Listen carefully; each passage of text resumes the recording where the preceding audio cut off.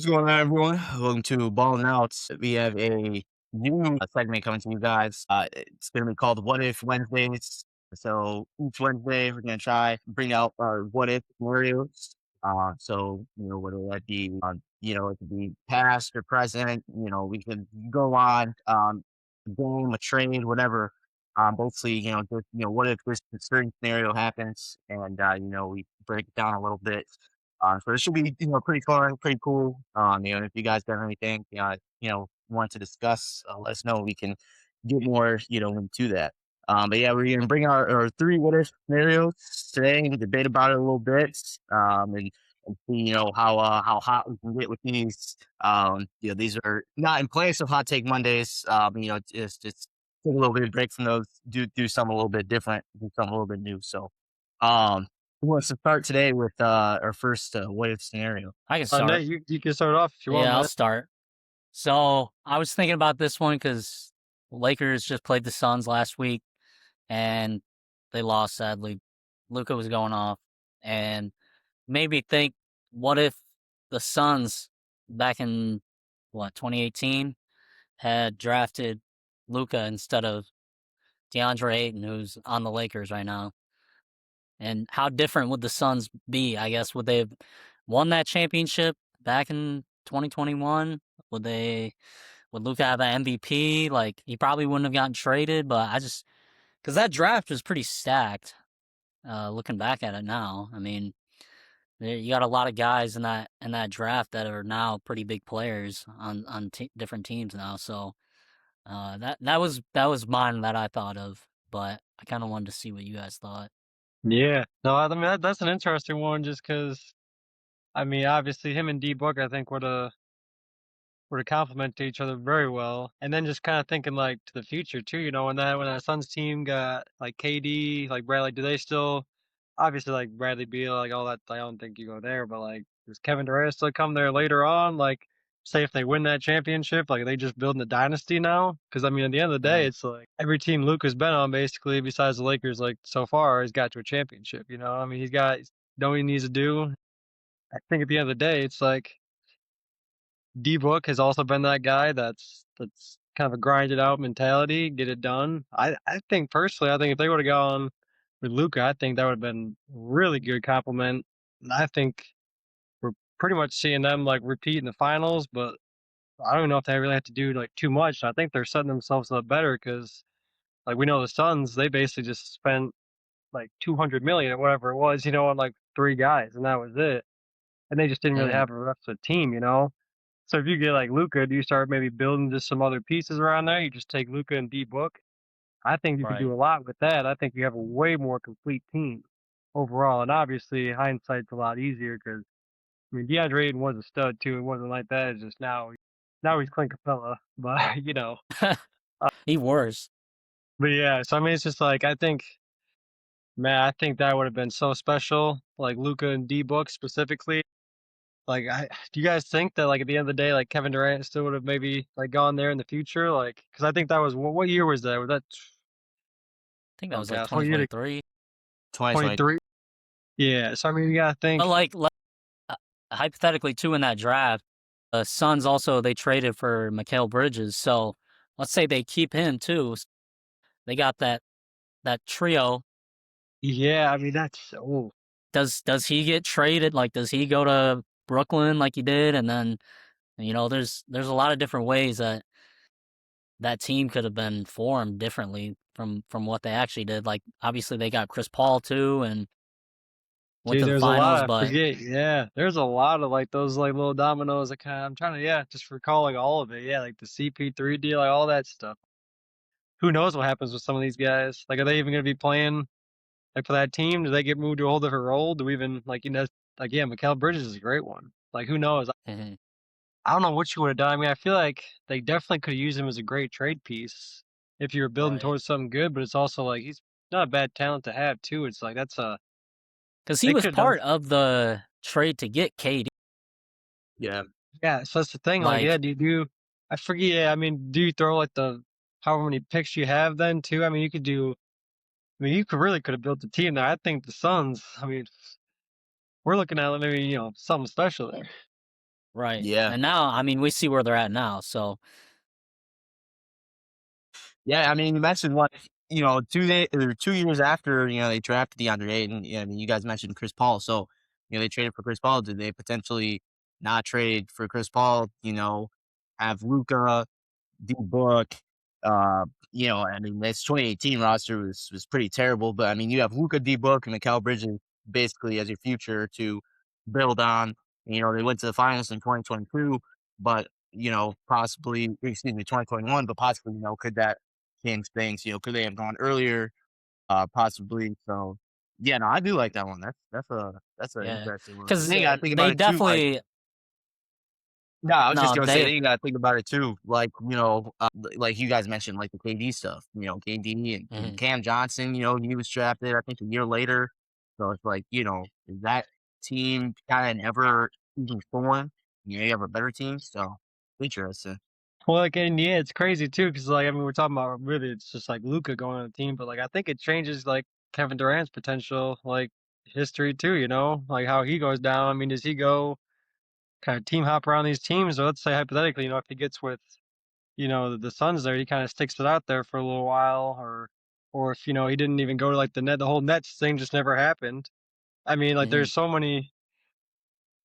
there's a lot to that, 'cause I mean, I don't know. I don't know if that does happen. I mean, right. what do you Well, guys because think? then I mean, too, you got like they probably obviously the Mavericks, Nico Harrison, he was the only person on earth who was trading Luca. So like, who does he trade instead of Luca? Do they even are the Mavericks even a contender at all for the next like 8 years, whatever it may be? But yeah, yeah, I mean, that they might, yeah. that game was just making me think about it because that draft too with Trey Young and some of the other guys in it is just like not. There's some pretty big names now. Yeah. No, Yeah. I like that one. I like that one a lot though, 'cause yeah, definitely like it's not even just really about Luca there, in my opinion. It's about, Right. I mean, draft classes after that. You're talking, I mean, 8 guys basically that were involved in all these different trades. It's like, I mean, we don't know if they Mhm. happen, or how do they happen differently. That should be, I mean, because obviously they could still happen. There could be this and that, and who knows with Nico. I mean, yeah, Nico was the only guy willing to trade, Luca like that. So it just definitely interesting. I agree with you there, and 'Cause then yeah, you gotta think I about it first too, is the Hawks, they never that Luka Doncic, Trae Young flip. If that happens, then, does Trae Young get drafted to the Mavericks still and then stay there instead of, getting traded later back to 5 to Atlanta? So, like, that's another thing, and then who would the Mavericks take?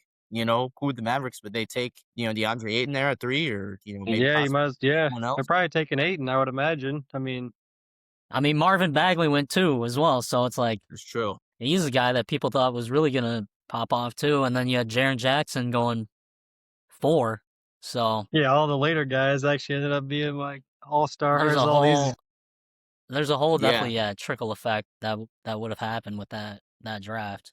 yeah, Oh, yeah, it would've changed. I think it would've changed the complete, like, how the draft would've went. But yeah, that's just what I had. I mean, I thought it start a little more recent. There was definitely some that I could have done like way back earlier 2000s, but I feel like yeah, Luke has been kind of a hot topic lately. yeah. And then I mean, just kind of my final thoughts on that too is like, I mean, I think personally, I think that Suns team would have been special. I think we're looking at something really good there, and obviously hindsight is 2020. It's so much easier to say it now. Like obviously Luka Right. Doncic, but like back in the day, it wasn't like these teams were like we don't know. And then obviously like from the first like 20 games, it was like, yeah, this guy's gonna be good. This guy's gonna be Yeah. good. And so yeah, I think they would have been very special. Sean, you're gonna love this one. Obviously, you mentioned it before, but what if take though? Keep it more recent, kind of with what Nate was going with there, just because I think it's good to kind of start with the things that basically are affecting things maybe to this day still. 2018 finals, Cavs Warriors. I mean, that was a decade long basically finals matchup it looked like, but this one was a little different because obviously we knew that Warriors team was unbelievably special. And that Cavs team really was, I mean, it was LeBron putting that team on his shoulders and getting there. And really, I think at the end of the day, if we look back just to that game one there, obviously, we know the loss that happened. We know, George Hill, the missed free throw there, but really it goes down also, J.R. Smith not knowing what the score was in the finals. I mean, go on and on about this forever. But anyway, let's just take for example, right? Because I know if you're the Cavs after that game, just deflated. And you could tell like that game, like if it was switched around, say George Hill makes that free throw or J.R. Smith puts up a miraculous three, whatever hits it, the buzzer. I mean, personally, I think I don't know if the outcome changes. It's still gonna be a dogfight to beat that team, but that changes the whole dynamics of that final series. There, I mean, it's like all of a sudden they can be beat. It can happen. This team actually can do it. I mean, it's again, I think the odds were still very much in the Warriors' favor, but you're looking at 51, like 9 and 7, whatever LeBron had that game. I mean, if he can give you that, which, and again, my maybe hot take. I don't really think it's a hot take, but 2018, in my opinion, was one of the best playoff runs LeBron's like ever had in his career, start to finish. He was everything about it looked just like domination. I know some of those East teams weren't necessarily the greatest, but I don't think his team was that great either. And they really dominated through most of that.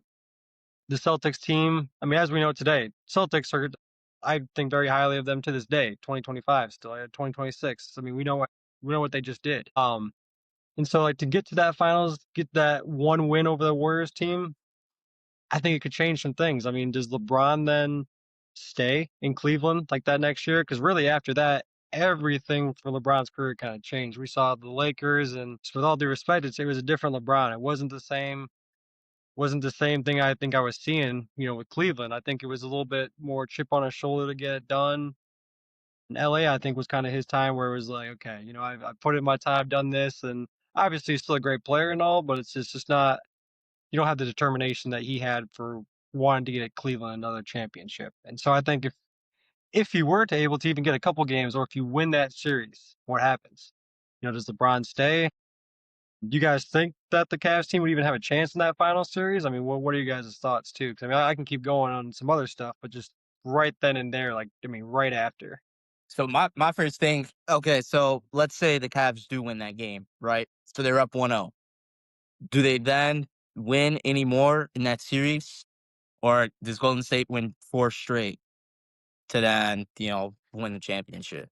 See, I think if you can show that you can at least do it on their home court and everything, game one, like set the tone, which Brian doesn't win a lot of game ones like that. Usually it's a feel out game, but with finals, I mean, he knows that team. I mean, if he doesn't, Jesus, I mean, he played that team 20 straight times in the playoffs.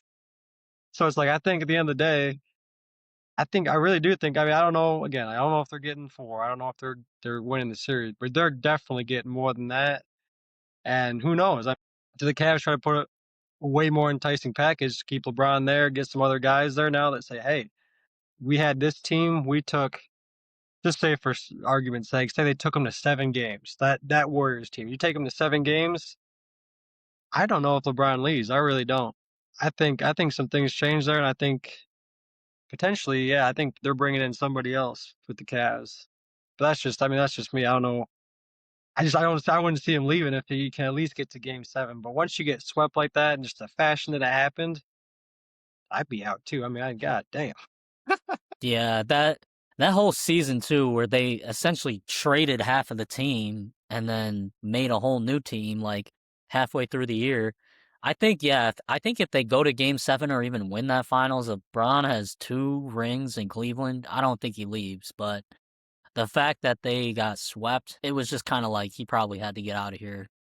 I mean, I think he literally But gave it all. Like, I think we saw it. He just yeah, gave everything in that game, and like once, and it wasn't even like they lost. It was how they lost. I think that right there, it's just. I mean, it is hard to like have something like that happen and just be like, all right, we gotta go out there and win the next 4, or win 4 more. I mean, yeah, it's just tough. I mean, we saw. That's why I also said too, like 2016, like they were down 3-1. Like it's not. He's been in that situation against like again, not KD on that team, but that Warriors team. He's been there. So that's why I think at the end of the day, I think if you get that first game, you're getting another one.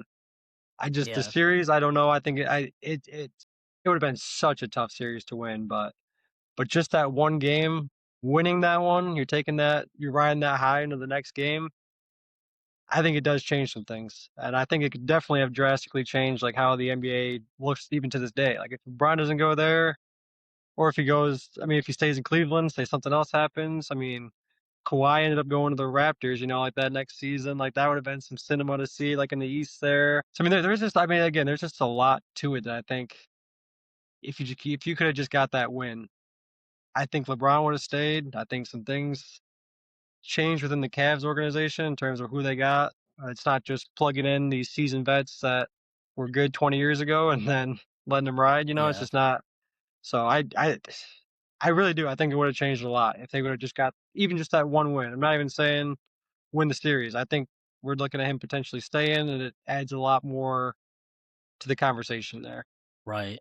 Well, too, that Warriors team, I mean, they were like pretty much at the beginning of the season dubbed as like potentially the best team of all Best, time yeah, just because they ever. added KD and like, yeah, if they would have lost that series or gone to a game 7, like the conversation would have been even more different. Like, I think Steph's legacy, KD, like all those guys on that Warriors team, I mean, it definitely changes even maybe what they would have done in the off season. But that game too, I mean, it was such a close game the whole time, and for it to Yeah, end the way that it did, like, deflating. that's definitely gonna be one of those ones where people will talk about forever too, I think. Yeah. So that's the thing. So it's like, yeah, something we're talking about to this day. Like they get that win, and then who knows? I mean, that's the best part about it is who knows. But man, I really do think that that stirs some things up, and I think they get at least another one or two. That's an interesting scenario because I mean, like you said, all right, does LeBron, possibly stay, maybe a year, two in Cleveland, and not go to LA. I like the scenario. I like the scenario and your thoughts.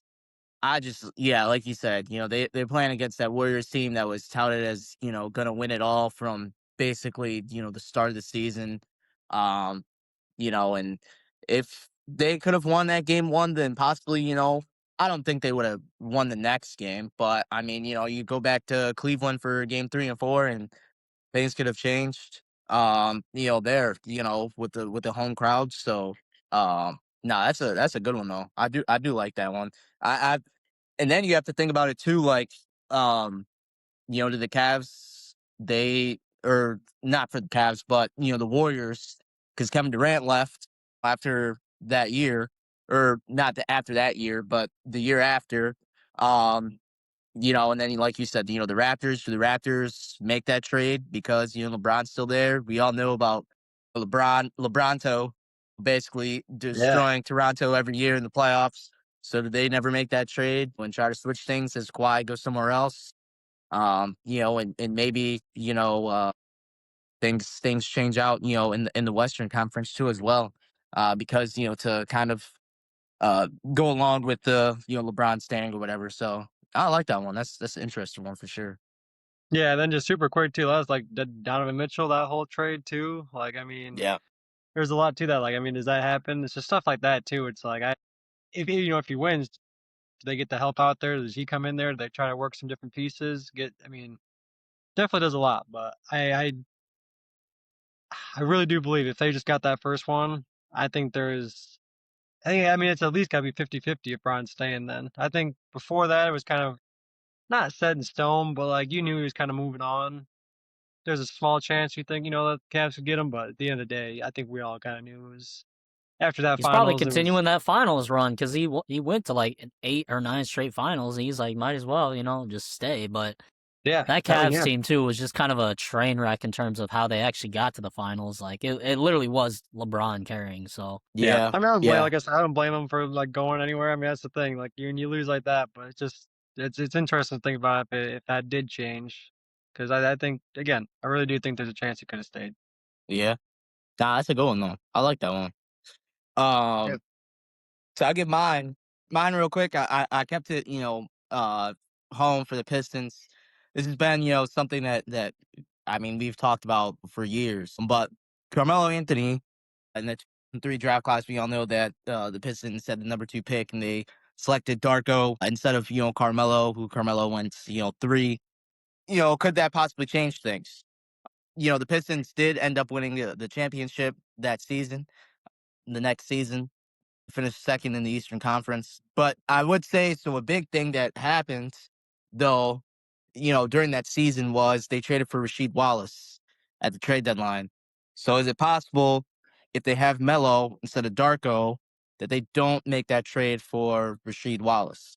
How could that kind of change things? Could the Pistons possibly not, win it all that year?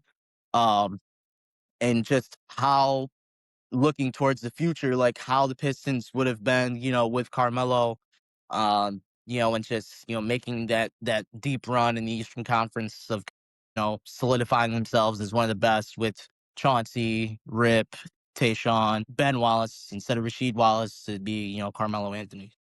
See, that's a tough. I mean, that's a good one though. Very, very good one. I think this might be a hot take. This really might be a hot take. I don't know if we would have been better with them. I don't think Mm, so. I think at the end of the day, like, except I mean, the Pistons team was very solid, but like they were a slept on kind of underdog team. Nobody thought we were gonna make the finals, and let alone beat that Lakers team. But I think that was just kind of like the identity of like those guys. It was like, I mean, all of them team guys through and through. Each played their own role specifically. And if we remember like those early days with Melo, I remember him just sitting on the court that one time for the Nugget. He ain't doing nothing. He wasn't moving. I mean, there was just we know Melo what he is now, his whole body of his game and stuff. But I think at the end of the day, when you got a young guy like that coming in there, who I mean, just freshman at Syracuse, that was it. That's all he's got. And then come into the NBA like that.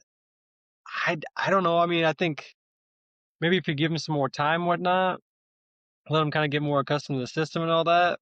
But it's like we also know what happened was I think with Darko, he kind of just fit. He wasn't like the star that's gonna go out of his way to do anything. I mean, and he was like very talented coming out too. It wasn't like he was just as like a bum or something like that. Obviously, we took him very high for a reason. But like I think he kind of fit the the body of the team a little bit more, if that makes sense, for that specific season. Now, long mm, run, I don't know, because I mean, obviously, we know Melo's had his issues with like head coaches and stuff. We know he's more of a give me the ball, let me just cook type of guy, which obviously there's nothing wrong with that. But I just think at that time, that Pistons team was very, very just a good overall team with just some good guys. But a lot of other teams had like the stars, the Kobe, the Shaq. I mean, all of that stuff. And that's what draw people in. But I think our team was so fundamentally sound with just across the board with everybody, and Rasheed Wallace and all that. I think that was one of the better pickups we could have got right there.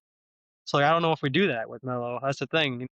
If you think you got this guy who's just gonna be the stud, do we need to go out and get Right. somebody else, or do we kind of just embody that team with Darko? And so, in my opinion, hot take as it might be, I think it worked out actually for the best that we did not get Carmelo, which is hard to say, but I actually think it was for the best.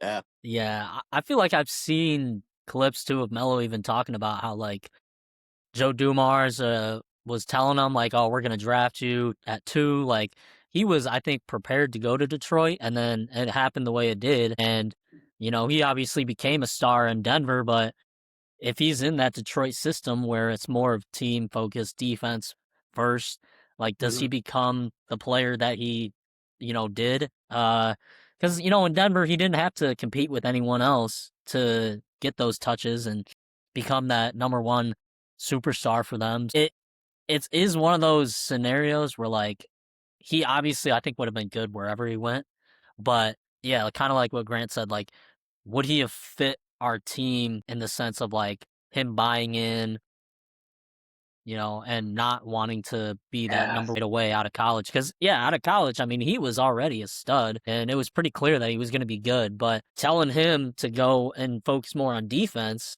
I don't know how that would have worked out. Like that's just not like his game, and I think like the Nuggets it fit him so well because that's what he could do. He could be that guy. He could work on all that. He could do this. But like the Pistons, it was more. It's like kind of like if you join like the Spurs, for example, it's like the same kind of concept. It's like that's not. Yeah, obviously they've had their stars, they've done this and that, but it's the fun. It's what they do. That's like the Spurs organization. That's just what they're gonna do. They play ball the right way. It's not you get your numbers and we'll and no, it's like we'll all do what we gotta do and we'll put together that win. And I think that was more or less kind of what the Pistons were. And that's why we had success. That's why we won the championship that following year. So it's like it really is tough because man, Melo was just raw talent. I mean, just he was good. He was so good, but it's like, Yeah. does that fit with this roster? I mean, again, I think we still would have been good. There's no doubt about that, but it's like to win a championship, you gotta be like a different level, and whether that be just pure talent or whether that be the team, you gotta be different. And I think personally, I think it was better with Darko, who just fit that team better than the individual talent of one other guy.